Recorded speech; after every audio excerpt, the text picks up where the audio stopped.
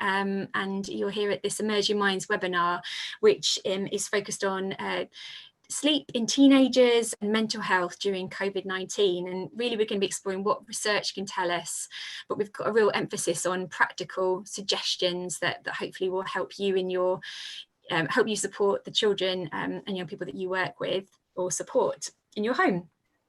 So we've got a fantastic lineup of panelists with us today. We're going to be hearing from Professor Kathy Cresswell, Dr. Faith Orchard, and Dr. Dimitri Gabrielle, as you know. So one thing I wanted to say is that all of the talks and the resources that we're discussing today will be available after this meeting. So you'll be able to kind of refer back to those and share the talks with others. So everything you kind of going to be seeing we'll be able to share with you.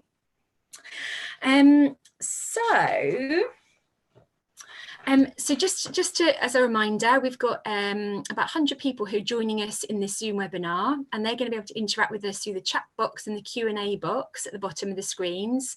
If you are joining us on YouTube, then please do post comments there, or on Twitter. We'll also be picking up your comments there.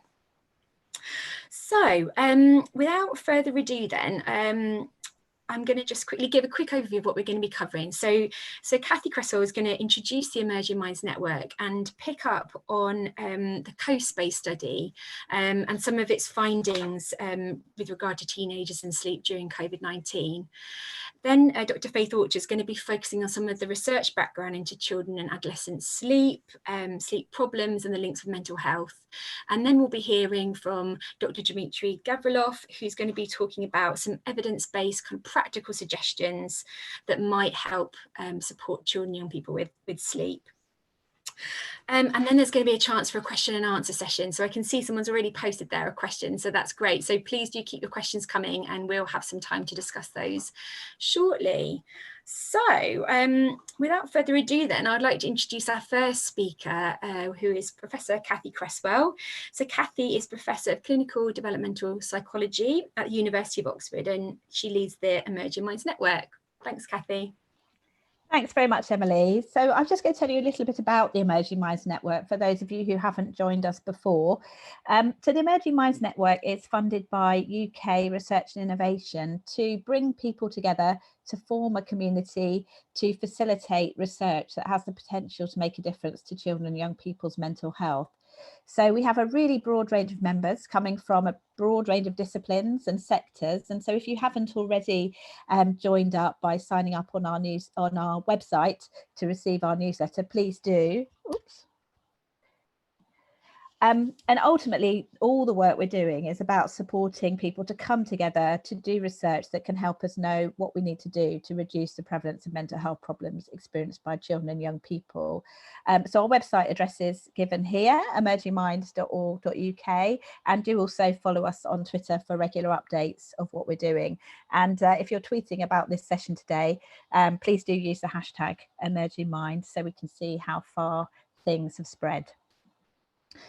One of the things that we've been very busy with over the last couple of months is really thinking about the impact that the current situation is having on children and young people's mental health. And as you know, because you're here, one of the things that we've been doing in response to that is this webinar series.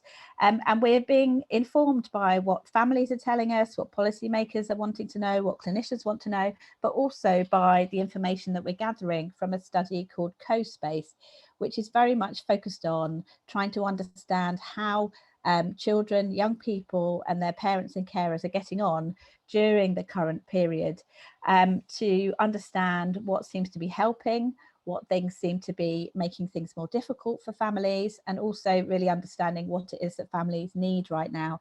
And we've got really great engagement from a broad range of policymakers and third sector organisations and others, so that we're regularly able to feed in the findings as we get them to try to inform practice that goes forwards. So if you are a parent yourself and you haven't taken part yet, please do consider doing so. It takes about 15 minutes for the first time, and then you'll be asked to fill it out again on a monthly basis, but follow-up surveys are much shorter. The co-space study is focused on school-aged children from 4 to 16. However, there's also a partner study focused on preschool children from 2 to 4 called Co-Spice, which you'll see here. And one of the first reports from Co-Spice will be coming out very soon. And if you have a look on our website, you'll be able to see sort of regular reports on snapshots of data that are coming out. Because we were doing this webinar today, we were quite keen to just have a very preliminary look at the data that we're getting on sleep in adolescents. And within the survey, we asked parents and carers to take part first of all. And when they get to the end of the study, at the end of the survey, if they have an 11 to 16-year-old, we ask if the 11 to 16-year-old would like to take part too. So we have data on a subset of adolescents based on their self-report. So far, over 10,000 parents and carers of 4 to 16-year-olds have taken part, and over 1,000 adolescents. And we asked the adolescents themselves about their sleep. And really just the highlights I can show you here. At this stage, we only really have a lot of data to talk about on the first point at which adolescents have joined the study. And obviously that one of the most interesting things here is going to be looking at how sleep's changed over time. At this point, we're just learning about how it is when adolescents have joined the study over the last month or so.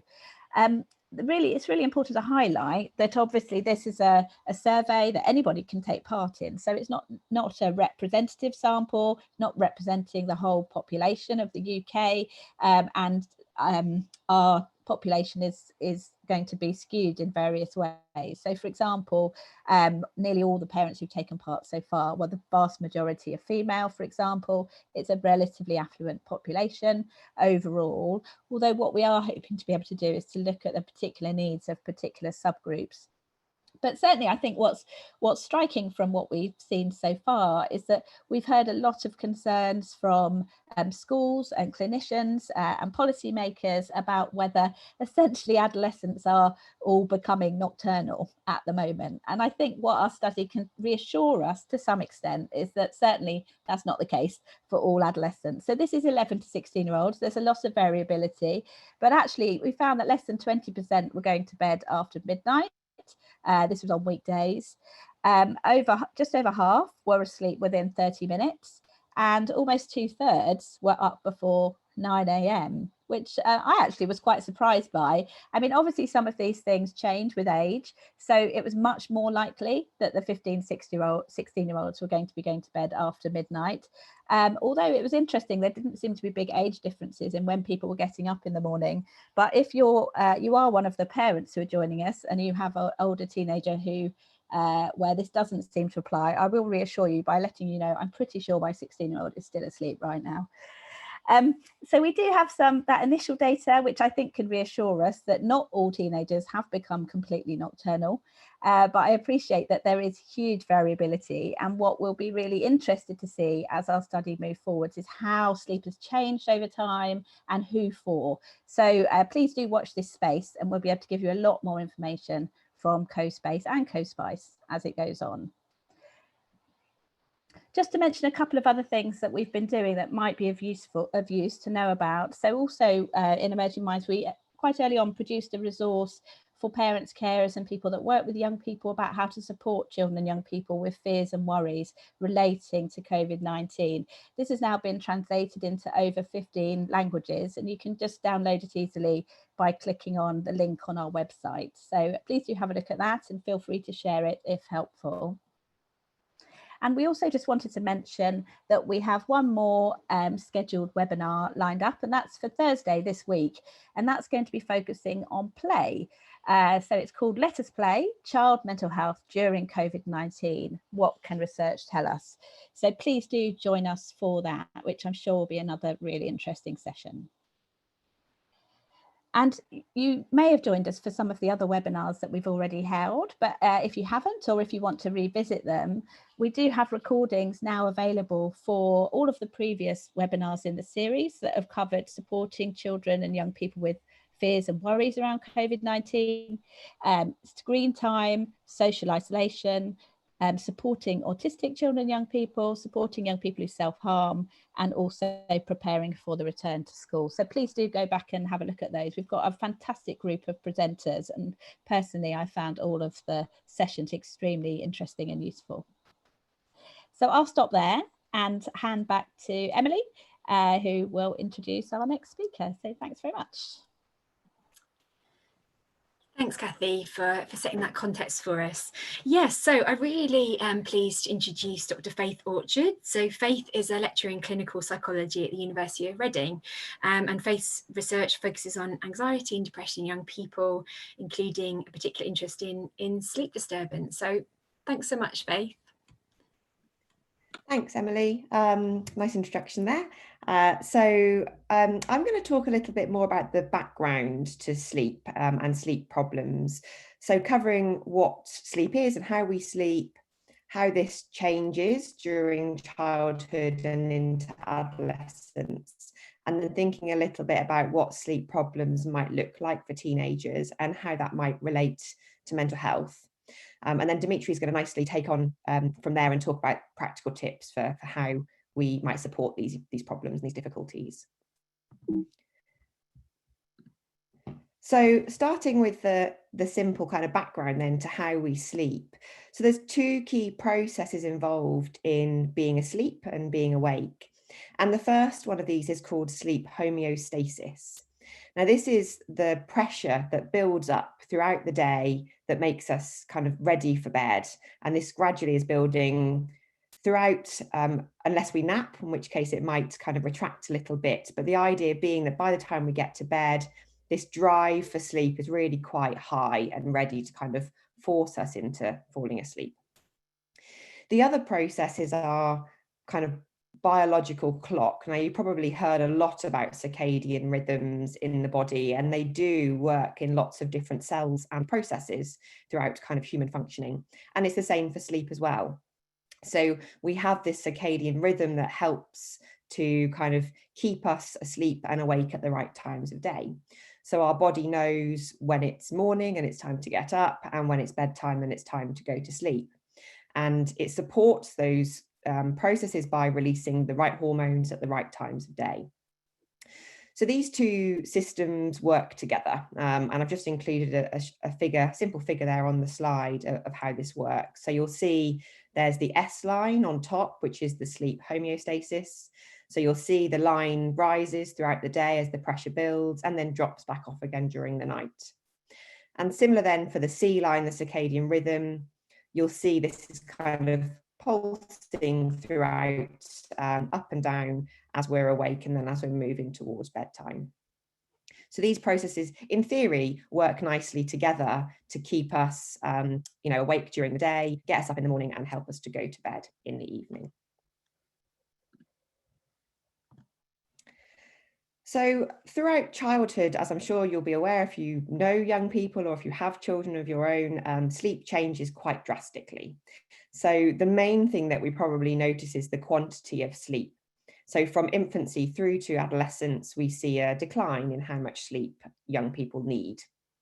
And I've just put some guidelines there on the slide of the sort of the recommended amount of sleep that we think is needed for these different age groups. So we see, the preschool ages needing a lot more sleep there, kind of 10 to 13 hours, and this dropping off down into adolescence where it's recommended that they should be getting around 8 to 10 hours sleep. Now, it's always worth saying, and I will talk more about this, that there are massive individual differences for sleep. So some people will need less and some people will need more. These are just kind of ballpark figures. But for adolescents in particular, I think what's really key to note is that there's a lot of data suggesting that most teenagers don't get what is considered to be the recommended amount. So a lot of studies suggesting that about a third or less of a third of teenagers will actually get that recommended amount of sleep. Also, once we kind of move into childhood and through childhood and adolescent years, some young people will also experience sleep problems. And these are really varied. There are lots of different recognised sleep difficulties and sleep disorders. Some of the more common ones might be things like insomnia, so difficulty getting to sleep and staying asleep, or experiencing things like nightmares or night terrors. I'm going to talk about some of the more common ones a little bit later on, but there's a bit of an overview there of the variation, I guess, in what young people might experience. So focusing a little bit more then on adolescent sleep in particular. So the term the perfect storm was coined a number of years ago now to explain this experience of adolescent sleep and why it is so problematic. And this term refers to the fact that there are a number of different factors that kind of collide and interact to make sleep in teenagers particularly challenging. And I just would like to talk through a few of those with you. So the first factor is the biological side. And as many of you know, there's lots of biological changes that happen throughout youth and adolescents in particular, obviously going through puberty. But what also happens is some biological changes to sleep habits. Now, the most notable thing here is actually to that circadian rhythm that I mentioned at the start. So this biological clock. So in the teenage years, what happens is that biological clock shifts later and later. And the consequence of this means that most teenagers won't want to go to sleep or won't be able to go to sleep until much later in the evening than they would have done in earlier teenage years or earlier childhood. And this shift to kind of this later rhythm actually moves back again for adulthood. So we go back to earlier bedtimes once we move into adulthood. So it's quite a unique adolescent kind of experience that we see.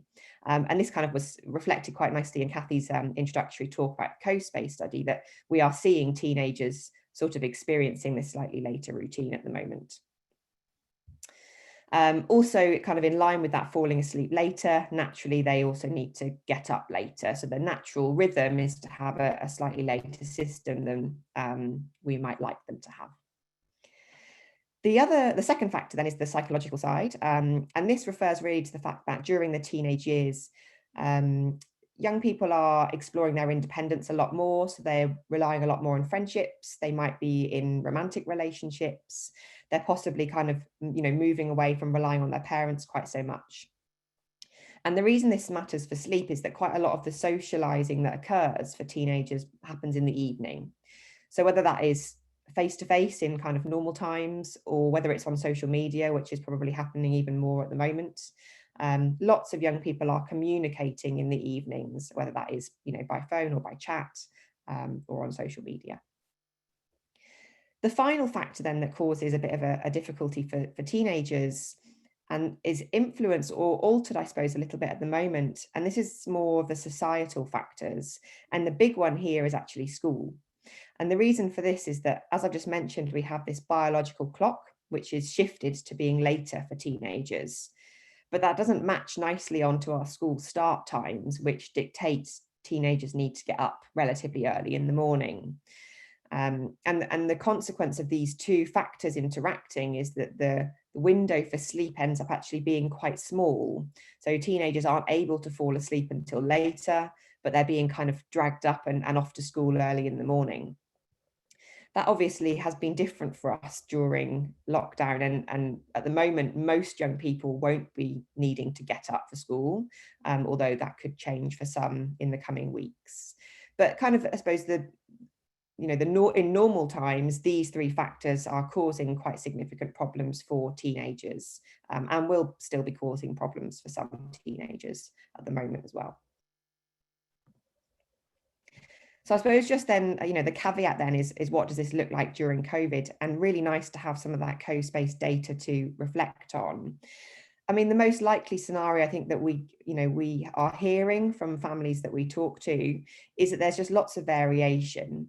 So some young people are sticking to their kind of routines from before, where they're finding it able to do so. Others are actually allowing their body clocks to do kind of what they want. So actually letting their bodies go to sleep later and wake up later. But there might be other young people as well who are experiencing quite significant difficulties at the moment. And it might be that they are experiencing problems with getting to sleep or with getting up in the morning. But I think that the main thing that we're really expecting is there's going to be a lot of variation in how people are coping and responding at the current moment. So just thinking looking through then some of the more common adolescent sleep difficulties, I've just highlighted a few key ones here. So the first one, insomnia, which I've mentioned already, is this idea of finding it hard to get to sleep. And this might be falling asleep, or it might actually be waking in the night, or even waking up too early in the morning. But the whole kind of bigger picture there is about just not being able to get to sleep, even though you want to and you're trying. That's a really common problem for teenagers, typically. The flip side of that is the hypersomnia problem, which is sleeping too much. Now, out of kind of COVID times, this is a problem that we don't see as often because of all the factors I've already mentioned, though. So the fact that young people aren't tired until later, and then most young people are getting up and going to school. It's actually quite hard for teenagers to sleep too much. They just don't really have the option. That might not be the case, though, if teenagers are not at school or not able to attend school for whatever reason. And this also might be something that young people and families might be seeing more of at the moment, now that there is kind of the option for that to happen. The final area is, again, kind of links back to this circadian clock, and these are called the circadian rhythm disorders. And I've already mentioned that most teenagers find it hard to get to sleep until later. But another common problem that we see in teenagers is what's called delayed sleep phase disorder. And this is when that circadian rhythm is pushed even later back. So not kind of the same standard, slightly later bedtimes that most experience, but actually significantly later. And again, this might be something that people are experiencing at the moment. So the final area that I want to touch on before I hand over to Dimitri is thinking then about the relationship between sleep and mental health. Now, this is an area of research that is really kind of booming at the moment, and over perhaps the past 5 to 10 years has been gaining a lot of attention. And it's a really important area of work that I think can hopefully help us to support families better. So when we try to understand the relationship between sleep and mental health, there's research that's kind of come from 3 key areas. The first one is what we call cross-sectional research. Now, this is when we look at young people at one specific time point, and we might look at any sleep problems they're having and any mental health difficulties that they're having. And the research from that area suggests that there's a really high kind of co-occurrence of sleep and mental health problems. This is particularly common with things like anxiety and depression, but it also stretches across a wider range of mental health difficulties. So what we know is that young people who are experiencing anxiety or depression are really likely to have difficulty sleeping, commonly things like insomnia, but also vice versa. So young people who are experiencing insomnia are also quite likely to experience problems with their mood or their worries. So we've got good evidence that these things can kind of come up or occur at the same time. The next area of research is then what we call longitudinal research. And this is when we look at young people at multiple time points. So this is when we want to know whether one of these difficulties might come before one of the other difficulties. So people have looked at whether sleep problems might predict later difficulties with mental health and the vice versa. So whether mental health problems might predict later sleep problems.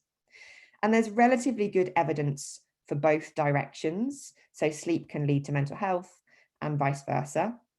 At the moment, there seems to be, particularly for anxiety and depression, slightly stronger evidence that sleep problems can lead to mental health difficulties. It's obviously not the case for everyone, but there's evidence that that can happen. Now, that might be slightly worrying for some of you who, are having sleep problems yourself, or have young people in your family who have sleep problems. But hopefully this final point is a bit more reassuring.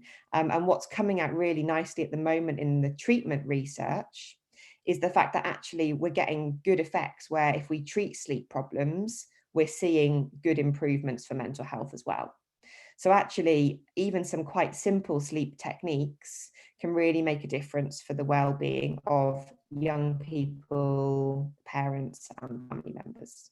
So hopefully that will lead quite nicely into the next talk that we have. So I'm going to pass back to Emily to do the introductions.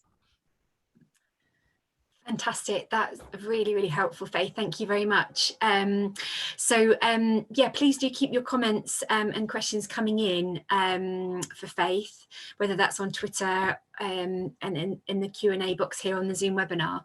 But yeah, so absolutely, really pleased to introduce Dr. Dimitri Gabrielle.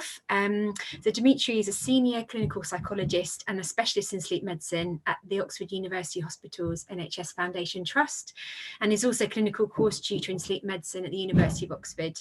So Dimitri is going to explore some evidence-based tips and suggestions for us about how we can support children and teenagers. So thanks so much, Dimitri.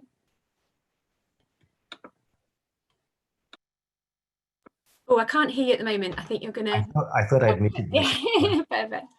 I knew that was going to happen. Thanks very much for the introduction, and thanks, Faith, for laying the context of sleep problems. It's a real pleasure to be talking to you guys today. Sleep is just so important, and it's so great to have the space to talk about it in relation to what people are experiencing during COVID. I think that the caveat I want to start with is that you know, if we'll try and cover some basic sort of generalized advice for improving sleep, or the way I like to put it is giving yourself the best opportunity for sleep to happen. But if you're someone who you may have a sleep problem yourself, or you might know or be looking after a child or young person with a sleep problem, if this is a problem that's a genuine concern and is something that's causing significant daytime impairment and impacting their well-being, then going to seek specialist help is really important. And the best place to start with that is going to your GP and looking for, if necessary, a referral to a sleep medicine specialist. But that health and safety sort of caveat out of the way, let's talk about what's going on now. So we know that during COVID, we've heard this hundreds of times, it's not normal. This isn't normal routine day-to-day life. And most of us are experiencing some significant stress, whether that's stress as a result of work patterns changing, existential angst about the nature of how society's changing, whether we've got to do things at home that we might not have always had to do, things like homeschooling, and as young people, maybe having significant disruption to your social interactions with peers, your ability to manage schoolwork. All these kinds of things impact our sleep. And sleep is very interesting because as you'll notice, if you've ever spent a sleepless night preparing for a webinar, or preparing for a talk at school or something, you'll know that even a small amount of anxiety,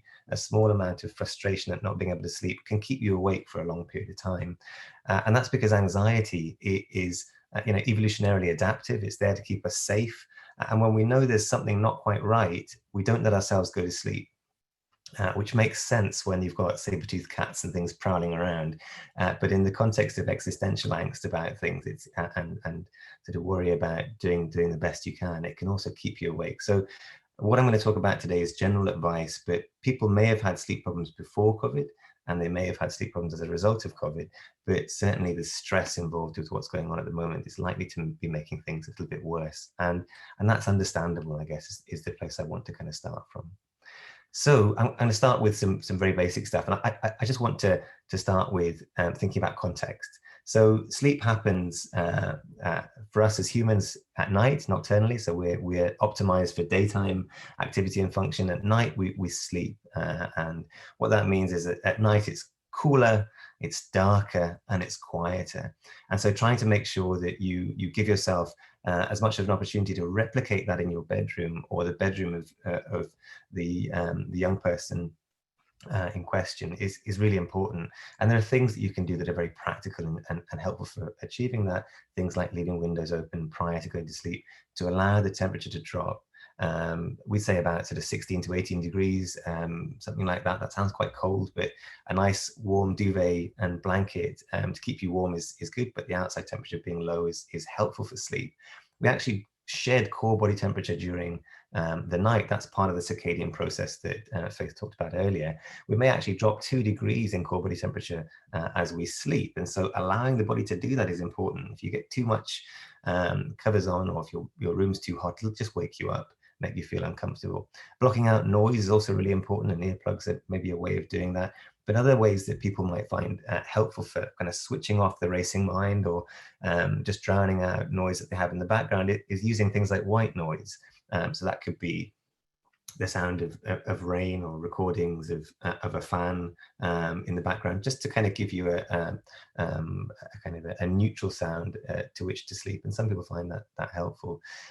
Certainly, we're going to talk a bit about light as we go through, but light is really important. Light's stimulating for us as humans, and it is something that will inhibit the secretion of this crucial hormone for sleep called melatonin that we secrete every night through the pineal gland.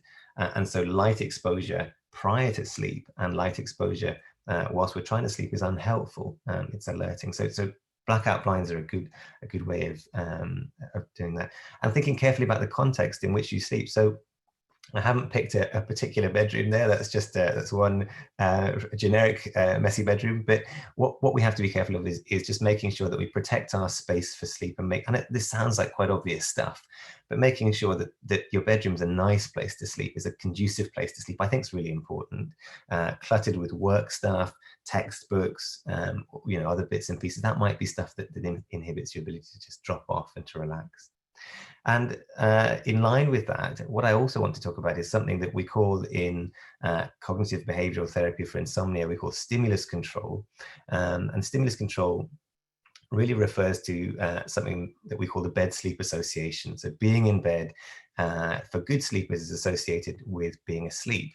It's not associated with other stuff.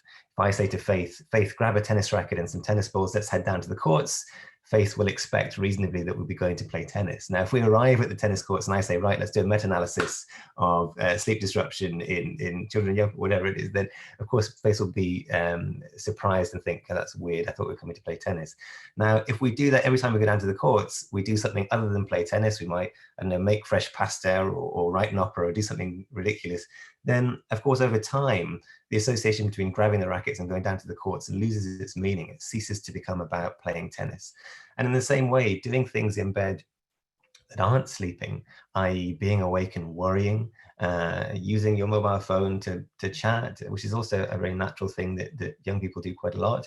When I was younger, we didn't have mobile phones to interfere with our sleep, but playing games, whatever it is, that can all erode this association between being in bed and being asleep. And so one of the things that might be helpful to think about if you do have an issue with your sleep, if you do have problems with your sleep, is trying to re-establish that strong association. And just the way to think about it is, if you're not asleep in bed, good idea to get out of bed and to go somewhere else and do whatever you're going to do somewhere else. And if it's playing games, fine, absolutely fine. Do it in a beanbag in your room, or do it outside the bed, but keep the bed just for sleep to improve that bed-sleep association. We talked a bit about the clock already, and I think that the biological clock is crucial here in understanding the nature of sleep problems in teenagers and younger people. We very often see what Faith described earlier. So this is something that in a diagnostic sense is called the delayed sleep-wake phase disorder, but in a kind of more normalistic or normalized sense is just later bedtimes in adolescence. If you have people who are going to bed later and they're sleeping right through until the point at which their clocks are saying, right, it's time to be up now, when they get up, they're getting light exposure. And that light exposure at that time, after they've got up naturally, resets the clock. It keeps the clock, the body clock, ticking on time. And so when we get up every morning, I'm up every morning at around 7 o'clock or 6:30, when my 4-year-old makes sure I'm awake, that light hits the back of my eye and resets my clock.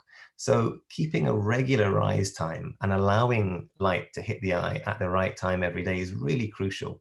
For children and young people with that later disposition, that later sleep-wake phase, getting light too early, which we'll talk about in a bit, can be unhelpful actually for the clock, and making sure that they get it at the right time is crucial. But the key here is maintaining a regular rise time and a regular routine. So during the day, trying to do your best to keep a schedule, be active during the earlier part of the day and less active during the evening. Try and mimic the kind of activity you would be doing when you had a more structured time. And thinking about napping and exercise too is important. So Faith talked about how if we nap during the day, we steal sleep pressure. So we've got a pressure cooker of sleep that builds up sleepiness, that builds up throughout the day. And at the end of the day, we're all exhausted, we get into bed, and then the valve is open and the sleepiness dissipates across the night. That's the way sleepiness works. So in terms of napping, if we nap during the day, what we do is we turn on the valve and we let out some of the sleep pressure during the day, which means we don't have enough to get to sleep quickly when we get into bed at night. So napping is not a great idea unless, of course, there's a sleep disorder, which might mean that you, like narcolepsy or hypersomnia, where actually that might be a helpful part of your treatment plan. But in a more normalized sense, actually, we probably want to avoid napping as much as possible and keep sleep for the night. And in terms of exercise and activity, similarly, we want to make sure that we're doing exercise and activity in the way in which we would do this naturally. And we would typically do this when the sun's out nice and bright during the earlier part of the day. And as evening draws in, we would do less physical activity and start winding down. And mimicking that day to day is really important. And it might be that in a teenager, that's just delayed a little bit, remember, because their clock is set a little bit later. So maybe they're doing things a little bit later than younger people and adults. We talked about winding down a little bit, but winding down is really important. The way I like to think about it with people is thinking about braking distance. So when I talk to my patients about slowing down in the evening, think about stopping distance in a car. You can't just slam on the brakes and stop the car. That ends up in a messy situation. So what you do instead is you gradually decelerate and you arrive at a stop. It's similar when we get out of bed in the morning. We don't jump out of bed and then suddenly, get into work mode. And we slowly get ready. We have a bit of breakfast, maybe have a coffee, put on our clothes, or we'll have a shower, put on our clothes and get off. So that's a gradual increase in activity and a gradual decrease in activity must mimic each other. They're helpful ways to ensure good sleep. And one of the things that people might find helpful in terms of winding down is making sure that they're doing that with plenty of time. So it might be that that's an hour and a half or maybe an hour, even up to 3 hours perhaps of time, just to kind of just gently slow down.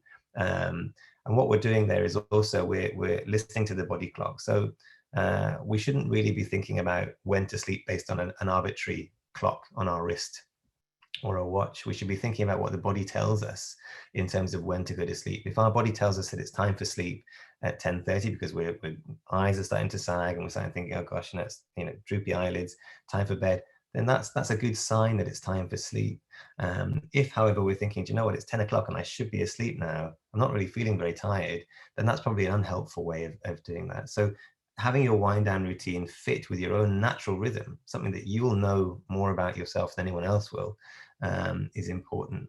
And there are techniques that might be helpful to add into that wind down routine to maximize it. So things like relaxation exercises, a bit of mindfulness practice maybe in the evening, doing things like putting the day to rest, which is a technique where if you've got stuff the next day that's on your mind, and it could be that in adolescence, lots of these teenagers and young people might have stuff that they're worried about or stuff that pops into their heads in the evening.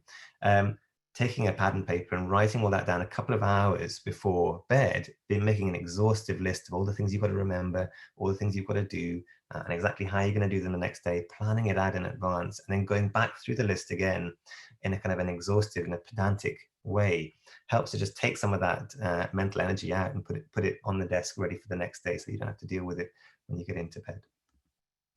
The other thing I wanted to talk about is something we call sleep effort. And there's a great German-Jewish psychiatrist, Viktor Frankl, who was an Auschwitz survivor. And he came up with this wonderful way of describing sleep. He said that sleep is like a dove that sits by your hand. I'm paraphrasing, he did it in a much more poetic manner. Sits by your hand until you look at it, at which point it flies away. And so trying hard to get to sleep is literally the worst way to get to sleep. It's not we don't have to be operant in this. We're not trying to do it. Sleep will come when we give it the opportunity to come.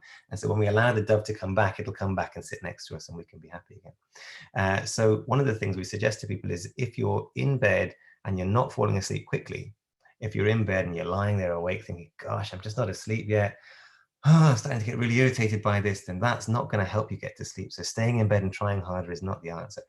15 minutes might be a good rule of thumb, quarter of an hour. If you're in bed for more than a quarter of an hour and not asleep, hop out of bed, find something else to do, enjoyable, quiet, pleasant, something like reading, maybe doing a jigsaw. It can be something relatively banal, it can be something enjoyable. And come back to sleep when you've allowed sleepiness to return, because that frustration, that anxiety, that sleep sort of effort will mask sleepiness. And so sleepiness will look like it's not there, but it is there. It just needs to be allowed to come back, because remember, anxiety stops us, anxiety small a, stops us falling asleep. So this might be something that people recognize. We've heard some interesting data from Kathy on how children and young people are sleeping in the studies. But what I tend to see in clinic quite a lot is young people who, as Faith has already said, into bed at maybe midnight, past midnight, especially teenagers, and then being dragged out of bed by their hair at 6:30 by a frustrated parent who's doing their best, and the young person's doing their best, everyone's doing their best. But our Victorian time schedules aren't they're not amenable to this kind of thing. And so what you see there is truncated sleep across the week. And then there's a catch-up sleep. So kind of a sleep binge, if you like, on the weekend, where the young person's doing their very best to catch up on all the sleep that they need. Their body is keeping them asleep because it needs the sleep. There's a good rate of return on sleep debt. You don't need to pay it all back.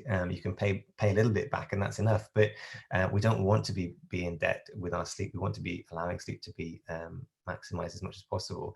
And then non-school time or holiday time, certainly now, a lot of people may be experiencing this kind of pattern where actually they're sleeping more to their natural rhythm, still going to bed late, but they're actually sleeping in until the clock says, right, time to get up now. And at that point, you see that actually that pattern is quite consistent, and that's what we're trying to aim for. So the reason I put this in here is because what I want to say to people is, if you do notice that that's the case with your sleep as a young person, then that's okay at the moment. That's not your fault. That's your body doing what it does naturally. Putting yourself under undue pressure to maintain a very early rise time during this kind of period might not be the best way of approaching things for now. When we get back to school time again, eventually, whenever that comes about, then we can think about actually moving your sleep back a bit. And the way we'd encourage people to do that is allow people plenty of time to do this. Remember that sleep moves very gradually. You can't move the clock quickly. That's why jet lag happens. So what you do is you move it back slowly. And I'd suggest, this is very generic advice, and this isn't tailored to any particular individual, but try and move it back 15 minutes a day, maybe 10, 15 minutes a day, and allowing the person to wake up naturally, then moving it back a little bit the next day, and lots of bright light in the morning after they've woken naturally, or if you wake them up 15 minutes before they wake naturally, that's ideal. Too much light 2 hours before they wake naturally or thereabouts will actually maintain the delay. It'll make the delay worse. And so that's why you see these people who, in this example, are kind of unable to move their sleep back, not least because their clocks aren't being there's not any kind of input to change the clock, but the light's coming too early. They're getting it 3 hours here before they would naturally wake. So as school times come back again, using bright light in the morning to help bring that back gently from the natural offset over a few weeks, I think is a reasonable thing to do. Here is some recap on some good tips. Emily, we can go through these at the end if you like, or we can go through them now. Yeah, maybe. Yeah, I think go for it now, Dimitri. That's great. Yeah. So keeping sleep regular with a regular rise time and a regular routine. By the way, this applies to adults too. So if you're here on behalf of someone else, but you're also interested in it for yourself, then this stuff's good advice too. And we'll send around a bit more blurb on this that people can use and can share to keep the bedroom and the bed dedicated to sleep. Don't let it get confused. Play tennis on the tennis courts. Don't learn to play the oboe. Develop a wind down routine that's conducive to sleep. So relaxation is important. Maybe even reading a nice book, something you enjoy.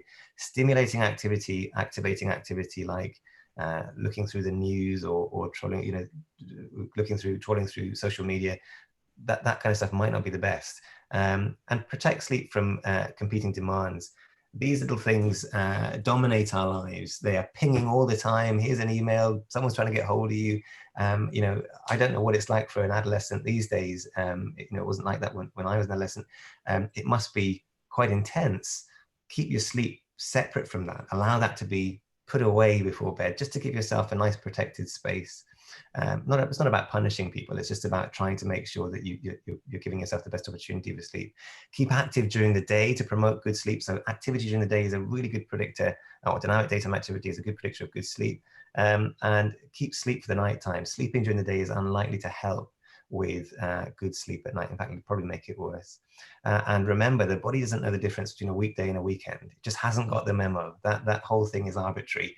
And so keeping sleep the same on weekdays and weekends is really important. Make sure you've got a consistent routine that doesn't change. Brilliant. Thanks, Dimitri. That's really, really helpful. Brilliant. Well, thanks so much to both Faith, Kathy and Dimitri for all of that. We have got some time for some questions, which is great, because we've had some really interesting questions. I see Faith has been quite busy there trying to answer your questions directly, which is fantastic. Thank you, Faith, for that.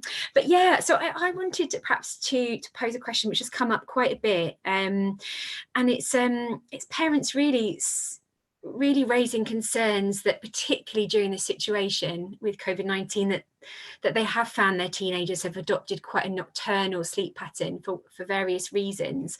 And I guess the question is, to what extent should they be worried? And I think this is people talking about teenagers being up till 4 a.m, and then going to sleep then. So what extent should they be worried about that? And to what extent should they be trying to shift that back or do something about that? Perhaps, I don't know, go to you first, Dimitri, to comment on that. Sure. So it's a really valid concern, Just to give people some context, in the clinic, I see children and young people who are going to bed at 7 in the morning, who are unable to go to school because their clocks are so late. That's a very extreme case of what we call a delayed sleep-wake phase disorder. And the reason why it's a disorder is not because that delayed phase is unnatural, it's completely natural. The reason why it's a disorder is because it's impacting on their ability to function during the day. And so what we do with children and young people in that situation is we use what we call chronotherapies. These are therapies to move the clock forward or move it back, however you're looking at it. And the idea is that actually that needs to be tailored very carefully with sleep medicine specialist input. Where people are staying up very late, I think it's worth just trying to clarify why people are staying up late. There was a question there right at the beginning about someone playing games and syncing their time with their US colleagues, gaming friends. That might not be a reflection of their clock. That might be a reflection of their preference, just in terms of what they want to be doing. But it might start to affect their clock if they start to change it, because we can move our clock to some degree. So I think worrying about it is natural. It's absolutely natural. The first practical point is assess to what degree this is something that the person can't change, to what degree it's to do with limit setting. I hate that term, but you know what I mean by it. And the other part of it is, and if it is something that's actually to do with a very, very delayed sleep-wake phase, going to see a GP and maybe giving them some information. Lots of friends and colleagues in GP who aren't so aware of what a delayed sleep-wake phase disorder is, helping them understand what it is and getting a referral to a sleep specialist, I think, is important, because then moving it back is done using light exposure, but it must be light exposure at the right time. It must be at the right time. Otherwise, if it's at the wrong time, it can make things worse. And often melatonin is used not as a hypnotic, not as a sleeping aid, but as a chronobiotic. So it's used to pull the sleep phase forward. And of course, that's a prescribed medication, needs to be done under the clinical supervision of a clinician. Thanks. And Faith, anything else to add? Because that was a really common concern. Yeah, no, I completely kind of reiterate really what Dimitri said there. I think the main thing is trying to figure out why it's happening and what's going on, and is it causing any problems? I guess that it might be that it's not causing problems right now, but the issue might come, like Dimitri said, when schools have to go back. So I think that is something for people just to be aware of, that like Dimitri suggested, kind of trying to get some gradual shifts in when that's kind of going to be on the horizon. But yeah, otherwise completely agree with what's been said already. Yeah, there was quite a few people commenting and kind of talking about children that in their household, or perhaps they work with that to have neurodevelopmental conditions. Is there any kind of specific considerations where sleep has shifted and is perhaps a problem where children do have neurodevelopmental conditions? I don't know if you can comment on that, Dimitri, from your... Yeah, thanks, Emily. It's again a really a common concern for parents with children with neurodevelopmental conditions. I think that the first point is to say that, as all these parents will be aware, sleep problems in children with these diagnoses are very, very, very common. I mean, there's literature out there that suggests as much as 80% might be experiencing problems like this. People with a diagnosis of ASD perhaps, or ADHD, or something else similar, perhaps learning difficulties, learning disability as well. Groups might also struggle with their sleep. There's I think two parts to this. The first part is lots of people, regardless of what diagnoses they happen to have accrued over their lifetime, will have some sleep problems. So neurotypical people experience sleep problems, and then people with neurodevelopmental difficulties also experience sleep problems, but these people will also experience the sleep problems that are experienced by typical individuals too. So you kind of get a double whammy. One of the other things to bear in mind when it comes to neurobehavioral symptoms is that the relationship between neurobehavioral symptoms and poor sleep is really complex. In fact, there's lots of questions being asked, particularly in the States, about ADHD and the way it's diagnosed in children who already have a sleeping problem. Actually making sure that they're getting enough sleep, because neurobehavioral symptoms can be elicited by sleep depriving a child. So if you do that, or if they have poor sleep for some other reason, they may then have experiences during the day that look very much like ADHD, but that are probably more of a direct consequence of their poor sleep, and vice versa. ADHD does impact on sleep. It can be that that there's lots of reasons why, and as I say, I see a lot of children and young people with these diagnoses in clinic. There's lots of reasons why they may have problems like this, and we've got some books that may be helpful for people in the resource list. There's a great book by Terry Katz about helping children with ASD solve their sleep issues. I think when it comes to ADHD, very often the knee jerk for these kinds of things is melatonin. Just give them melatonin and let's kind of forget about it. Melatonin is very helpful when used in a thoughtful way. Unfortunately, because of the burden on health services currently, it can't always be used in that way. So sometimes it's a bit knee jerk. No criticism. It's just the way it is. I think making sense of exactly what's going on with the sleep to begin with is important, not just sort of knee-jerking into a treatment. It may be that actually the wind down is not happening. Maybe there's sensory difficulties that are getting in the way. Maybe the medication, the stimulant medication for the ADHD isn't being titrated quite well. Maybe the daytime symptoms are managed well, but the evening, it's creeping into the evening. Perhaps it's that that there's difficulties again with limit setting, and with having we don't want to cause a meltdown, so we're going to just let the person do what they feel best to do. All these things are obviously contributors to poor sleep, and actually making sense of it comprehensively is the best way to do that. I'm very lucky in my clinic that I have an hour in which to do that with someone, but a parent has, of course, a lot of time to do that. It's just about getting the distance from the problem enough to feel like they can have that third person perspective. If in doubt, though, definitely go and see a GP and seek referral to a sleep specialist. Brilliant.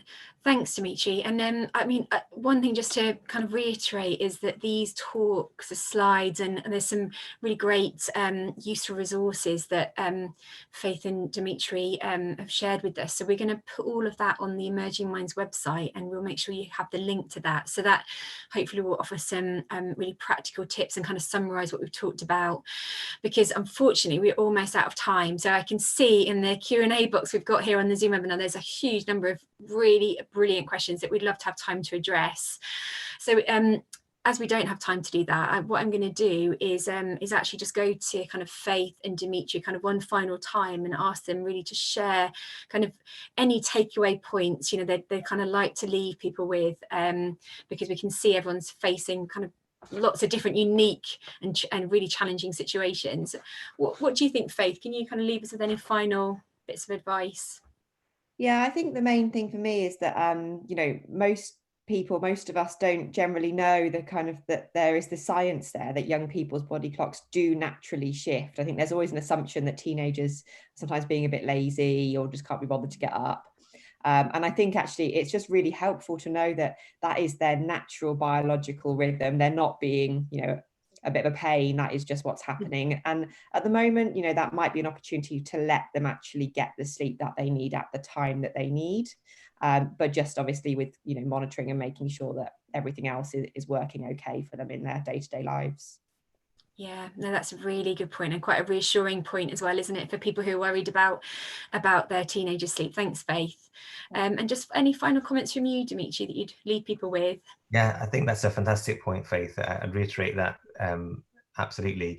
And just to say, you know, sleep is so important. For so many years, for so many generations, sleep has been put to the back of the queue, mental health wise and physical health wise. You know, it's just sleep, go on, get on with it kind of thing. Actually, you know, we've often thought of it as a symptom of things like depression and anxiety. We've seen it as being secondary to these medical difficulties or psychological difficulties.